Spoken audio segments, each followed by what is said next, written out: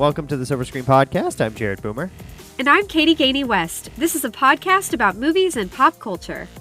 And on today's episode 169, we are reviewing the new movie The Wonder, which is on Netflix, starring Florence Pugh, Miss Flo, in this one. And this is based on a book by the same author that did the book Room. And obviously that was made into a movie with Brie Larson. Jacob Tremblay did very well at the Oscars.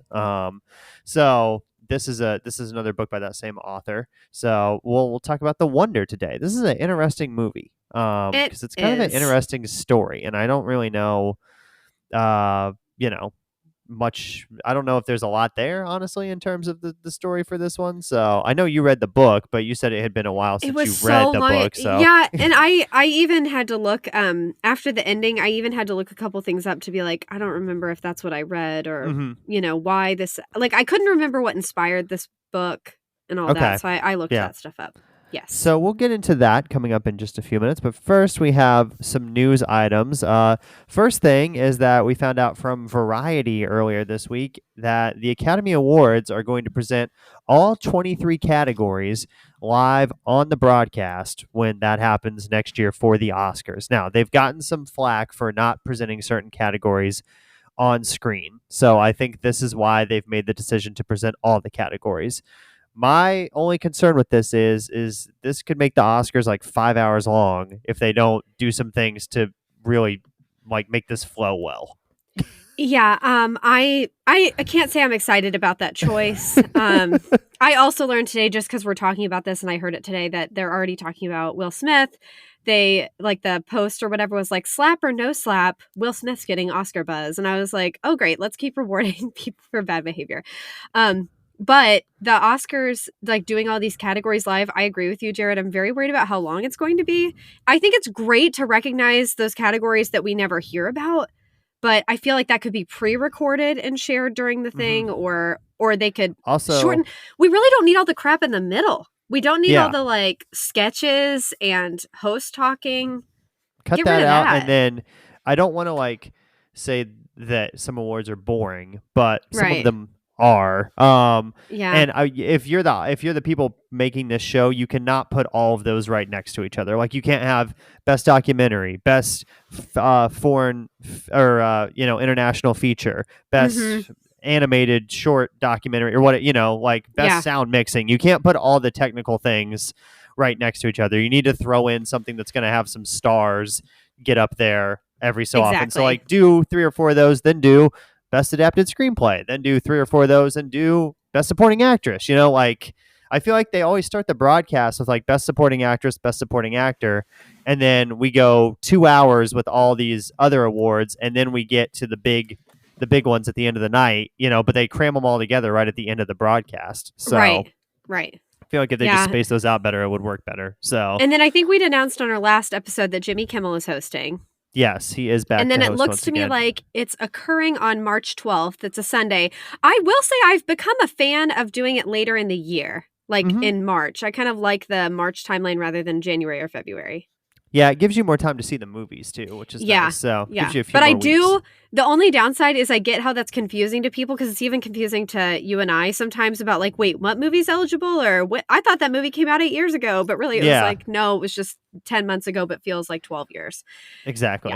Yeah. So also Pete Davidson in another relationship with Emily Ratajkowski. Yeah. Yep. So they're together. Yeah. I don't get what the appeal is for these women dating Pete Davidson. I think I know exactly what the appeal is, but I can't say it on the recording. But I think it is physical in nature. Oh yeah, yep. I think he possesses the physical trait that people are looking for. This should be the soundbite for the episode. As I'm saying it, I'm like, this is it. But anyway, definitely the soundbite, yeah. But also, okay, so another thing that happened, Jared, I know, like, I just think I've seen a lot of news bites, heard a lot of news bites and stuff the last few days. But Emily Ratajkowski was talking about going through her divorce and losing weight the other day. And for a lot of people who have struggled with eating disorders, I feel like that maybe wasn't the most constructive thing she could have said in an interview, because she said she got down to 100 pounds. And I was like, okay, so you went from like 105 to 100 because she's so thin. Yeah. And I also thought you're a supermodel and so hot. Like, we can tell you're hot. We all see it. We know what you look like. I don't know that was a useful. I feel bad that she's gone through a divorce. I also think her ex-husband's an idiot for cheating on her. But I don't know that, like, talking about getting down to 100 pounds is the best thing to share with the world, with your platform, with a lot of people having, like, that being very triggering. Yeah, I would agree for that, for sure. Yeah, so, but there you go. Also, we learned news, I think this was from maybe the Hollywood Reporter, that the Avatar 2 budget is like $400 million. So this movie has to like make $1 billion basically just to break even with all the marketing and, how much Disney has promoted this. I mean, they've promoted this more than Black Panther Wakanda Forever. So every single movie I go to, I get the Avatar trailer. Same, and I get angry every time. You'd think my reaction would change, but no. So that'll be out in a few weeks. We're probably going to review it here on the show because it's going to be a huge movie, but I would say neither one of us is super pumped for it. Now, it could blow us away. It could be fantastic, but I don't know if I'm going to sit through it. I just don't know. I have not decided. It's also like 3 hours, so that's kind of annoying too. So, okay, on to some recommendations today. I only have one recommend. It is a book. I haven't finished it yet, but I'm enjoying it so far. It's called Madhouse at the End of the Earth. It's by Julian Sancton, and it is about this journey that the ship took back in the 1800s with this crew to Antarctica. Basically, nobody had discovered Antarctica at that, and still today we don't know like a ton about Antarctica. There's not a ton of people hanging out there or anything. So it just kind of chronicles that whole journey. It was this crew that left from Belgium basically to go down to Antarctica.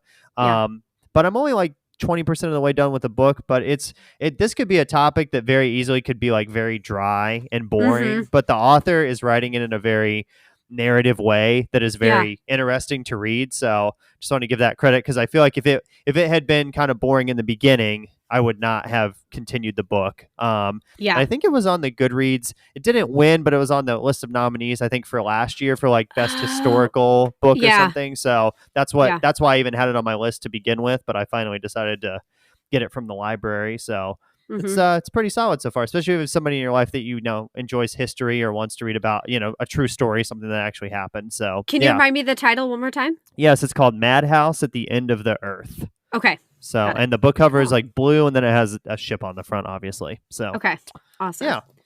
Well, great. Any other recommendations from you? No, that's it. I'm almost finished with Love Is Blind. We talked about that before we started recording. So next week we'll probably have a full recap on that. So I can't wait.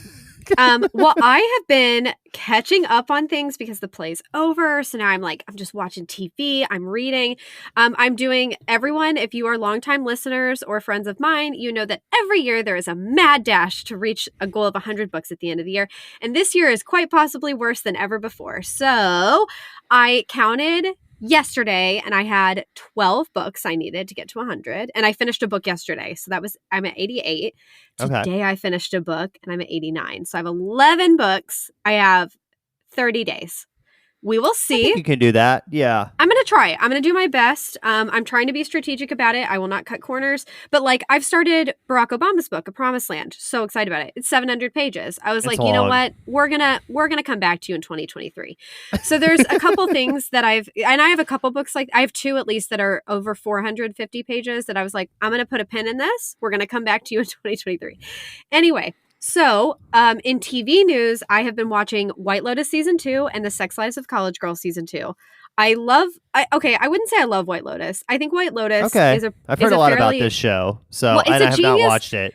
It's a genius. It's kind of like Succession where you're I don't like anybody. Okay. But I can't look away because I love how backstabbing they are. Yeah. They're so obtuse, they're so wealthy or they have such bad people skills, you just can't stop watching.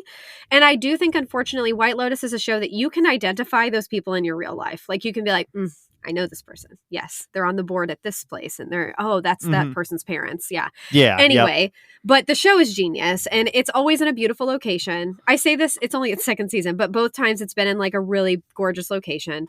So I think I'm not caught up though. I'm hoping tonight to probably catch up, but loving White Lotus. But I am obsessed with The Sex Lives of College Girls. Again, that's Mindy Kaling's show. another one of her shows. I think she's a straight up genius. I will watch or read anything Mindy Kaling does. But it's season 2. And I just want to reiterate, last year, everybody said I was just like Kimberly, which is Pauline Chalamet's character, Little Timmy Tim's sister. And I think that is true, and it's becoming more true in season 2. I just think there's a lot of crossover in our personalities, our hairstyles, the way we talk, the way we think.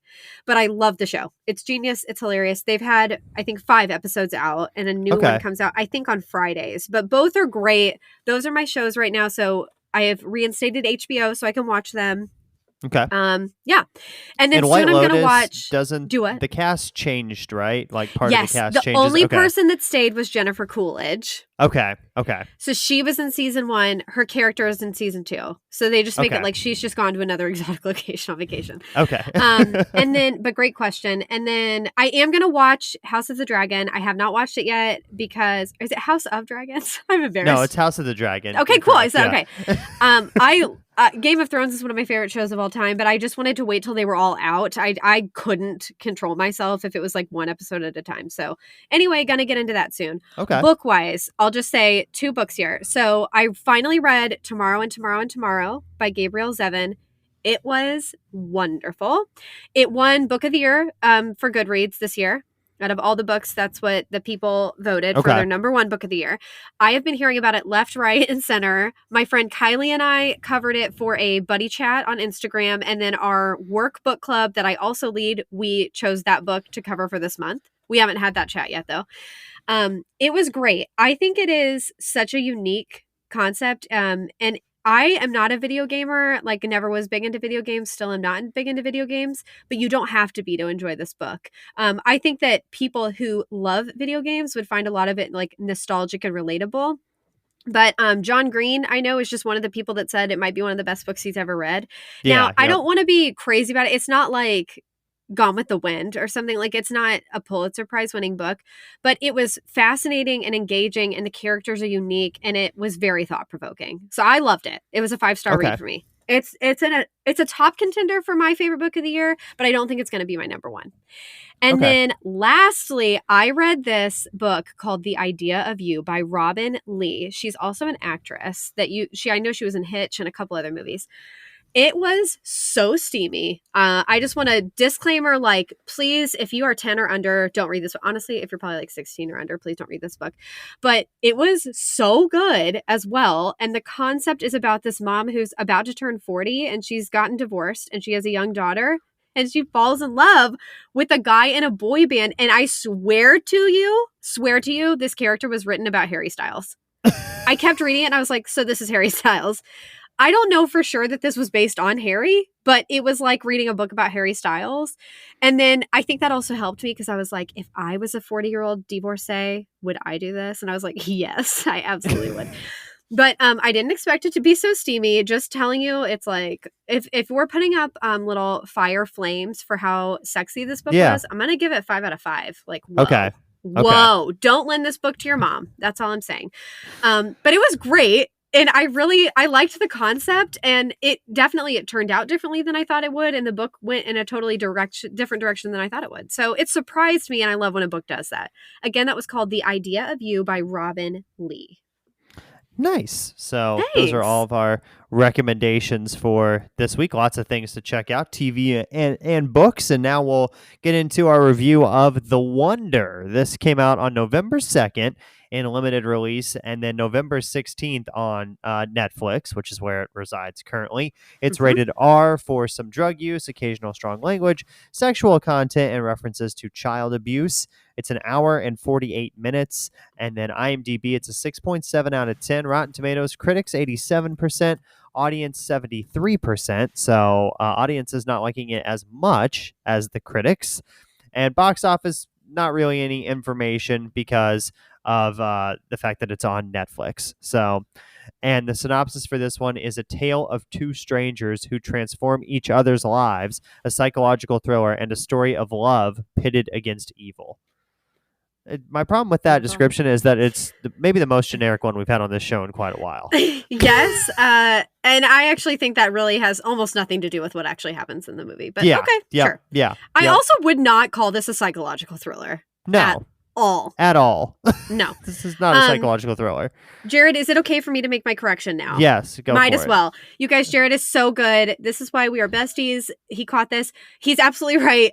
Sorry, going back to my Tomorrow book. It's not the Goodreads winner. My apologies. It's Book of the Month that won Book of the Year. So the Book of the Month people, of which I'm also part, voted it Best Book of the Year. It is, however, a finalist in the Goodreads one. So that I also saw it there because I voted in the Goodreads Choice Awards. But anyway, just wanted to make that correction. But either way, if you're a Book of the Month person or hear me talk about it all the time, please sponsor us. It's the #1 book of the year for those readers. It also could be the Goodreads Fiction Book of the Year. But I don't want to lie. Voting's still open for a few more days. Yes, absolutely. Thank you so much. Back to The Wonder, which is not a psychological thriller. No. Also, 4.3 million votes cast in the Goodreads Choice Awards so far. That's wild. That's a lot of people voting on books. I love Goodreads. I know like some people are obsessed with Letterboxd, but I get much more excited about Goodreads. But I do like Letterboxd. I'm trying to get better. And I think for 2023, I might leave reviews for the movies. Oh, like right now, I just give them a little star rating and then log when I watch it. Yep. So I might do reviews next year. Okay. That step up for sure. Yeah. So, this movie, The Wonder, is directed by Sebastián Lelio? I think so. Lelio? Okay. I don't know. Born Lelio. Chile. He has 17 directing credits, including A Fantastic Woman, Gloria, Disobedience, and The Sacred Family. No upcoming projects listed yet. I will say Netflix, when they promoted this movie, acted like I was supposed to know like who he was. Like he was a famed director. They put him in like all the marketing and they're like a movie by Sebastián Lelio. And I'm like, I don't know who that is. I know. And so I actually I wondered about that too. Wondered about it because I kept thinking that there was something miraculous about him too. And when I was looking on IMDb and trying to get some background on him for the notes, I didn't find anything. Okay. Yeah, I was kind of like, is there some movie he directed that I missed, but doesn't seem like it. I feel like he did, but it didn't pop up on IMDb. So that's why I'm kind of still at a loss. If you're a big Sebastian fan, let us know. And yeah, we're sorry, Sebastian. I'm sure you're a great person, but yeah, and everybody keeps talking about like even when I search his name, they're talking about how everyone is praising this film, and I just don't think I saw the same film. I don't know. Yeah, so we'll talk more about that when we come back here on the show. When we come back, we'll talk about the cast and then also our likes and dislikes for The Wonder. And we're back here on the Silver Screen Podcast talking about The Wonder. This movie stars in the lead role Florence Pugh playing the role of Lib Wright. Yes, Florence Pugh. I will say I really debated a crush alert here, but ultimately I chose not to because I think right now I'm jealous of her more than a fan. Yeah. And I'm still a little prickly about that, the Don't Worry Darling stuff. So anyway, moving on. Florence Pugh, she's stunning. She's hilarious. She's brilliant. She's a great actress. She plays Lib Wright in this movie. She's an English actress best known for playing Amy March in Greta Gerwig's Little Women, Midsommar, Don't Worry Darling, and Black Widow. In 2020, she was nominated for a Best Supporting Actress Oscar for Little Women. She has 7 upcoming projects already. I just listed some. I actually listed the ones I'm most interested in. The Maid, also based on a book. Dune Part 2, Oppenheimer, and A Good Person. So you'll see her again. Don't worry, everyone. A lot of stuff coming up. Yes. And then the other 2, I don't have a lot to say about them, but I did want to mention them because they do play important roles. Tom Burke plays Will Byrne. He is an English actor, but you might recognize him from his role in Mank, which we did review last year. He played Orson Welles. He was also in the BBC series The Musketeers, and he played the role of Dolokhov in the 2016 BBC series adaptation of War and Peace. So he's really good at those period dramas. And then next up, he will be in Furiosa, which sounded familiar to me, and I was correct. It has to do with the Mad Max role, those characters coming back, so he'll be in that. And then lastly, we have Kyla Lord Cassidy. She plays Anna O'Donnell, so she's the young girl in this movie. She is known for The Doorman, Viewpoint, and the short Our Tallulah. She doesn't have any upcoming projects listed yet, but I thought this was a fun fact. The woman who plays her mother in this film, the actress is Elaine Cassidy. That's her mother in real life. And I was like, what a fun. That's kind of cool. Because they looked a lot alike. And then when I saw that, I was like, oh, well, that makes sense. But it's cool that they're both actresses as well. Oh, and then also I did want to mention there's not a ton of familiar faces for me in this movie, but Toby Jones is in this movie as well. And a lot of people love him. He's very recognizable and a great actor. So I did want to mention he's in the cast. But other than that, there weren't a lot of people that I was like, oh, yeah, I know him or her. Yeah, and Toby Jones is not in the movie for a super long time. I Right. wanted to bring him up, though, because I saw a couple weeks ago during the Heartland Film Festival that new movie Empire of Light that he's in with Olivia Colman and Colin Firth. He's in that.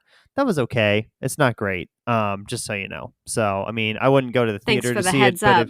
if you want to check it out on the streaming, maybe. Right now, it's sitting Yeah. at 44% on Rotten Tomatoes, which is, that's not good for that. Oh, I thought it was better than that, but apparently people yikes. not loving it. So it's also about an interracial relationship. So like there could be some, people just hating on difficult. it for that reason. Yeah. Oh, thank you for mentioning this, though, Jared. I forgot to put that in the notes, but we did want to say there is a trigger warning in this episode, especially when we're talking about the subject matter of child abuse and some sexual abuse. So we definitely want to, if that is something you're not comfortable with, especially in regards to children, this might not be the movie for you and you might not want to hear the rest of the episode.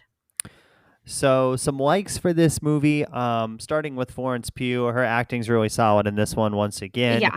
Way less drama on the set of this apparently than Don't Worry Darling, but she's definitely carrying this movie just like she was that one earlier this year. Yes, I agree. I definitely wanted to give Florence a call out, but I'm almost tired of it. Like she's good in everything. Like we get it. But also when you mentioned she's carrying this movie, Jared, she is. She's carrying the beginning, middle, and end in an enormous knapsack on her back through the whole slog.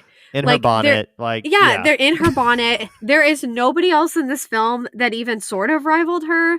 And there was nobody else in this film, unfortunately, that I thought rivaled or like even wowed me with their performance. They're not bad at all. I just don't think this is a movie that highlights a lot of acting.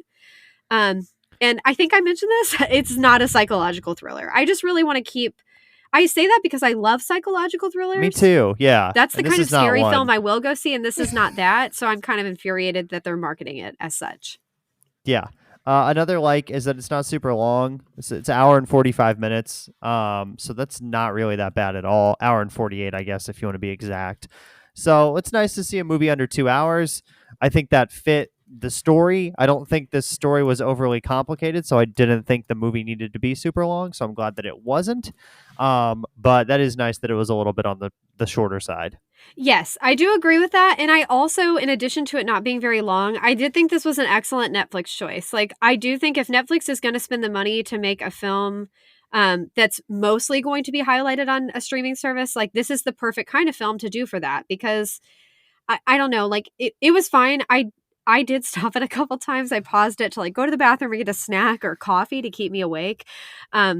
But I did think this was a good choice. I think Netflix is getting better and better about knowing what content they should put on the platform as well. So kudos to them for that choice.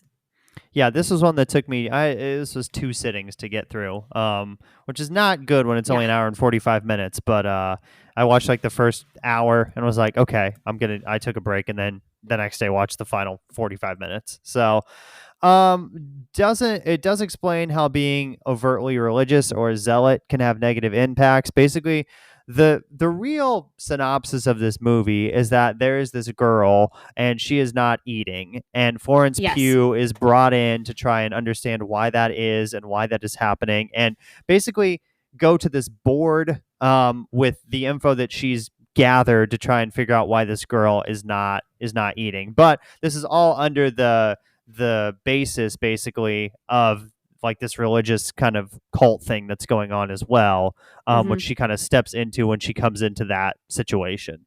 Yes. And I had this listed a little later in a dislike, but if people are wondering, because a lot of people did ask if this was based on something, it is. There were fasting girls in Ireland, and there was, at the same time, there was like where it was like a religious thing to fast. But also the Great Famine in Ireland happened from 1845 to 1852. And this book was kind of an amalgamation of all of those things. But to me, I think that what they did well with this film was they do explain how being overtly religious or sticking so much to a religion, or saying somebody I never met, like Jesus, somebody that was real but I never met, said this, so we have to do this, with no actual basis on like a one-on-one conversation thing, how that can be so dangerous. Because especially like this girl, she keeps saying like, I'm eating the manna. So she's eating like food from heaven. But you can't, I mean, we are also humans, which was also a choice by a divine creator. So like we have to have food and water to live. So this whole thing is crazy, basically. But I do think the movie did a good job of showing how dangerous that can be when you adhere to any kind of religion or any kind of methodology. So specifically how it can be dangerous. Also, this movie was pretty simple. It doesn't take place in a lot of different locations. Most of it is all in this like one house for the most part. And in the countryside. So there's not a lot of costumes either. It's a pretty low key movie. That's probably how I would describe it. It's not overly flashy at all, for sure. Yes, and I liked that. I mean, I do. Sometimes I really like the simplicity. Actually, simplicity a lot of times reminds me of plays where either they're in one location or something where there's just not a lot of costume changes. There's not a lot of like set changes or location changes. You don't need a lot of characters. I did really like that about this. That actually might be my favorite part of this, was the simplicity. It was beautiful in its simplicity. And there was still... It wasn't a story I loved, but it was still a very full, well-rounded story that you see happen in this like hour and 49 minutes or whatever. And they did that well. So that definitely is like the highest compliment I can give the film. And another like is that it looks nice as well. It's a depressing movie, but it does, the scenery does look nice. Yeah. And I mentioned that too because I did have that thought for myself, but when I did Google a little bit, people were talking about cinematography and like how pretty everything was, and how well it was like shot. So I'm wondering if it would get nominated for something to do with that. But it is very gloomy. It's like if you're a big fan of like the moors in, why can't I think of Heathcliff and Kathy? Why can't I think of it? Wuthering Heights. Sorry. Oh, okay. Wuthering Heights, if you like that kind of thing, or you like really like kind of dreary and depressing European backdrops, this is the movie for you. Or if you really like movies about religious oppression, go for it. So we'll move into our dislikes now. I think the biggest dislike for this is that this is just not a very memorable movie. Like I've watched it, I'm not gonna think about it like down the road. Like you mentioned Mank earlier when you were doing the cast, and that's like the same thought. Like that was a movie that I watched, and then like basically until you said that title, I've totally erased it from my memory. Yeah, exactly. And that's gonna be the same thing with this movie, I think. Oh, sorry. Oh, I was just gonna say it's probably gonna leave my brain in like a week or two, and I'm gonna forget that I even watched it. So I mean, for me, I thought of that note because even 5 minutes after I watched it, I just like moved on with my life. And it was late at night, but I immediately was like, okay, I guess it's time for me to read. Thank God. Like I just moved on very quickly from it and didn't give it a second thought. And for me personally, as someone who loves movies, that's a bad sign. I want a movie that makes me like, I actually have to contemplate some stuff. And maybe I wake up the next day and start thinking about it again. Or I see friends for some drinks and I bring up movies. This is one that I will not talk about, I will not bring up, and I didn't think about past the end credits. Yeah, I think another dislike for me in this is a spoiler too a little bit. So if you haven't seen this movie, maybe if you want to watch it, come back and then listen to the rest of this. But I think for me, I just didn't really ever know where the movie was going or what it wanted me to kind of feel. Right. Because we've got this situation where Florence is trying to help this girl out, but then also Florence is like doing these weird drop things. And then she's also in a relationship too, sort of, or like a hookup situation. So there's a lot going on. And I think the movie was just going in a bunch of different directions. Now, obviously, it's probably trying to go off of the book. So the book is probably doing that as well. But I just never understood as a viewer, like what it wanted me to focus on, or what I was like, do I need to care about Florence? Do I care about the girl? Do I care about the town as a whole? Like I didn't really know what I was supposed to, be worrying about in this one.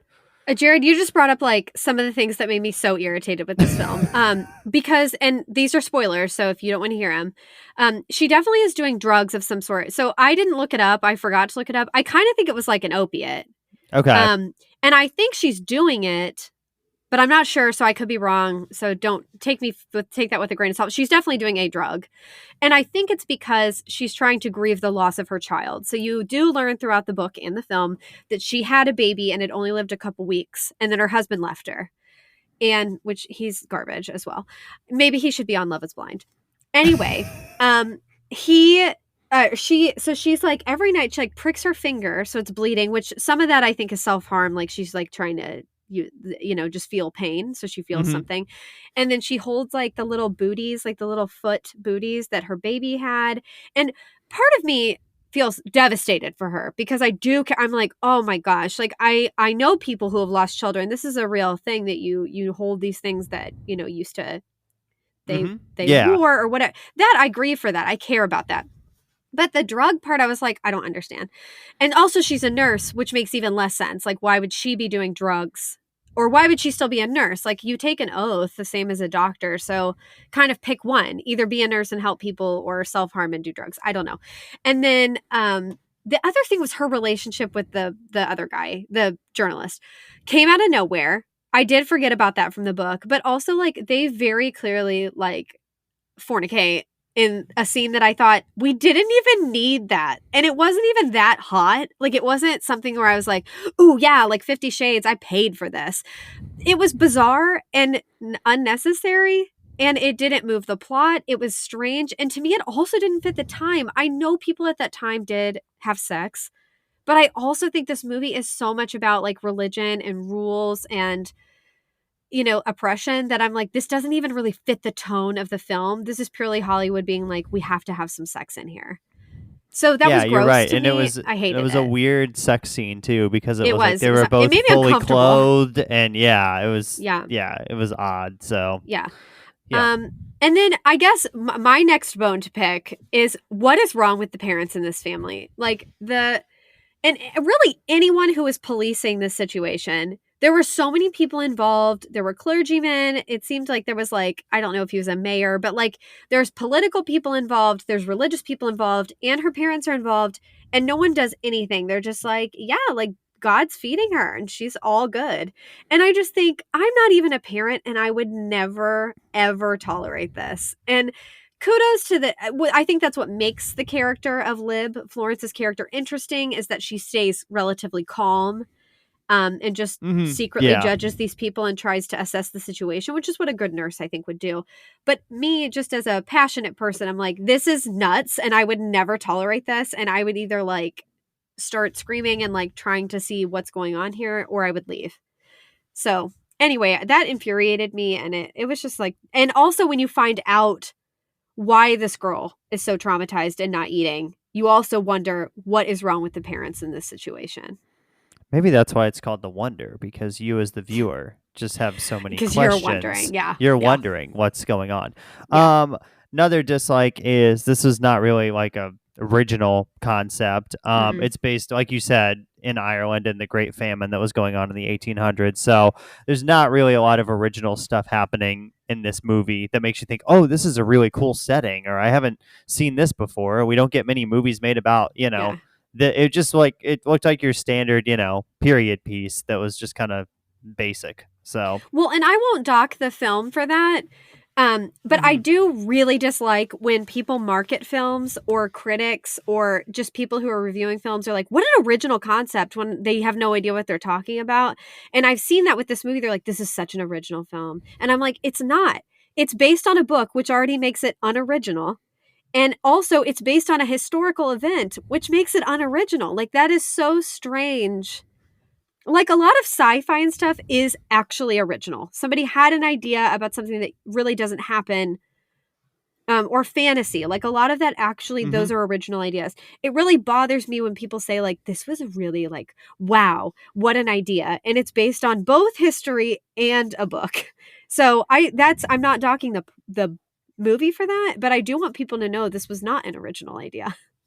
Yeah, we're going to review like the menu next week, and I've seen it already, but you have not. But I think one thing I would say about that is it's one of the more original movies I have seen in quite a while. So when somebody says something's original, I think of something like that, or I think of something like I don't know, like The Truman Show or something that you're like, wow, I've just never seen that done Yes. before, on screen. So yeah, I Yeah. don't think this movie is insanely original. Or I So even think of something like we haven't seen Babylon, it's not out yet. But yeah. I could already tell you that although there's going to be people based in history in the film, like depicted in the film, there's also going to be created characters. That's original. Like that's an interesting idea to take both historical but to just take something that happened and do a movie about it, that's not original. So I don't think the movie was bad because of that, but I want people to know, like, if you see a movie and like consider that and consider what is the history and what's Mhm. factual about this, and was this based on something real? And it was.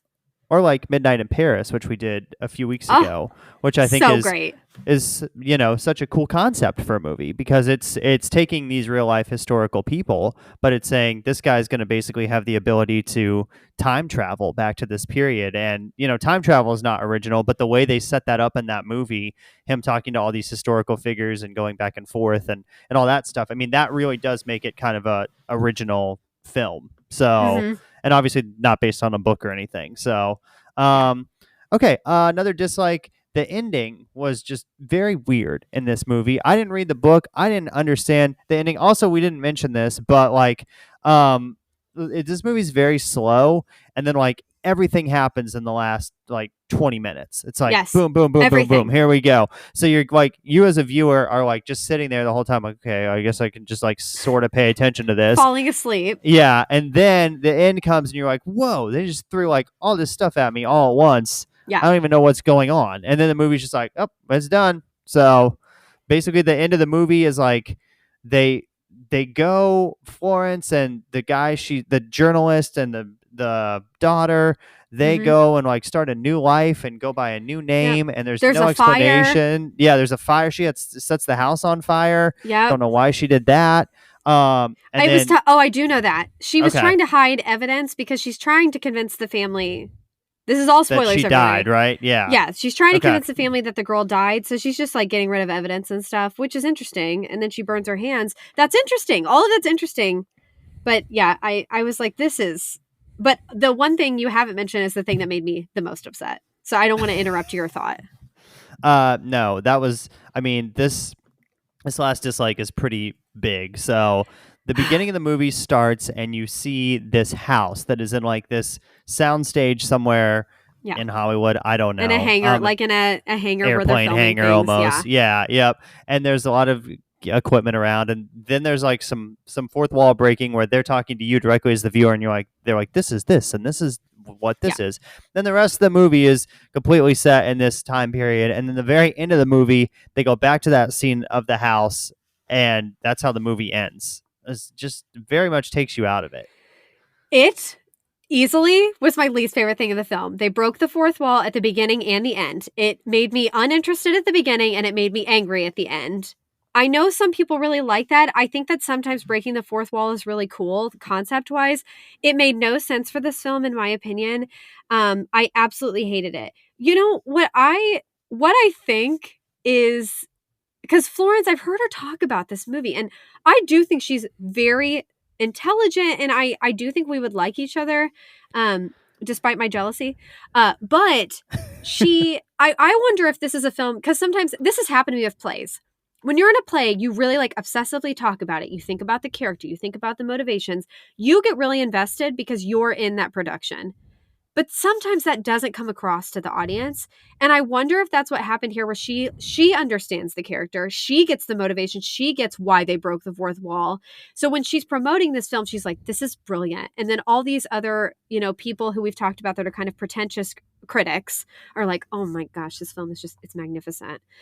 But I think that this could be that case where maybe there were some brilliant choices made, or maybe they get something we're not seeing. But I also think as good directors and actors, it's your responsibility to convey that to the audience that's watching, and they didn't. So I just thought this was kind of a flop, in my opinion. But breaking the fourth wall was the strangest choice to me, and it just really, really upset me. Yeah, and that was very odd, in terms of that's how the movie starts and also ends. So, and I hadn't looked at critics' reviews at all before, we started recording. I'm just scrolling through some of them now as we're talking here. But you're right. So many of them are saying this is a very original film and this is fresh and it's brilliant and I've never seen this before. And I don't understand that, at all, really. So, I didn't see the same movie, but I thought this was very middle of the road. Yeah, and I am not at all against period dramas or anything, and I won't count any points against the film for this either. But I do think Florence Pugh, even being in a period piece at this time period, like saying that's original, I'm like, no, we've seen her do that with a couple other films. Like, this isn't even, she's not even playing a new type of person. So I just thought it was very weird. I don't know. Maybe I don't understand, but it just felt very flat for me. It's definitely not the worst film of the year, but it is not something I will talk about, think about, recommend at all. No, same here. So time to go on to our scores now for The Wonder. I'm going to give this one just a straight 60, I think. Okay. Come in right there at 60. So I did not really enjoy it. I'm not going to get, it's definitely better than like a 20s or I did not actively hate watching this like I did Blonde. Yeah. So it's got that going for it, but I don't think this movie's really doing anything that knocks your socks off. Florence is good. It's always, good to see her in a movie, and she's definitely carrying this one, as we mentioned, but I don't think this is one that I will rewatch or come back to, or I probably won't even remember it. I'll go through my Letterboxd movies I've seen at the end of the year and be like, and I'll have seen this 3 weeks before I do that, and I'll be like, oh yeah, The Wonder. I forgot I even watched that. Right. So yeah, I feel exactly that way. I'm giving it a 69 because I always tend to be just nice with scores. But I just wasn't wowed by this. Florence is great. Again, she's carrying this movie on her back in the snow uphill. She's doing the work. She's doing the most in this film. But it just didn't do anything for me. It's not memorable. I honestly get really triggered by like religious stuff that's like negative. So I don't like that. I think the parents are stupid. And the subject matter, we didn't get really into a lot of the subject matter, but a lot of where this child, her pain stemmed from and not eating was because of sexual assault that happened to her. And also that stuff, I know that happens. I think it's important to discuss those things, but that's really hard to watch, especially when kids are involved. And I hate that, especially when kids are involved and there was no punishment for the child that committed the sin. Mm-hmm. So anyway, just not a great film for me. 69. Great job. Okay. No. Moving on. Not super loving it. So you can follow the Silver Screen Podcast on social media at Podcast Silver on Twitter and Instagram, and search the Silver Screen Podcast on Facebook, and be sure to like us there. Rate and review wherever you listen. That really helps us out. We've got our Letterboxd profiles in the description and the show notes, so you can check us out there if you want to follow us on Letterboxd.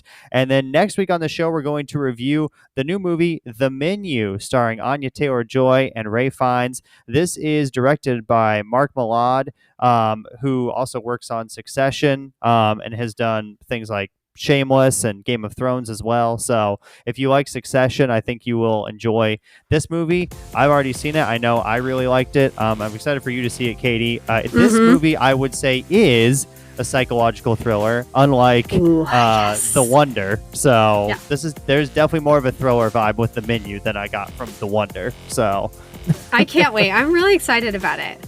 So that'll be our next episode, reviewing The Menu. Until next time, we'd like to thank the Academy.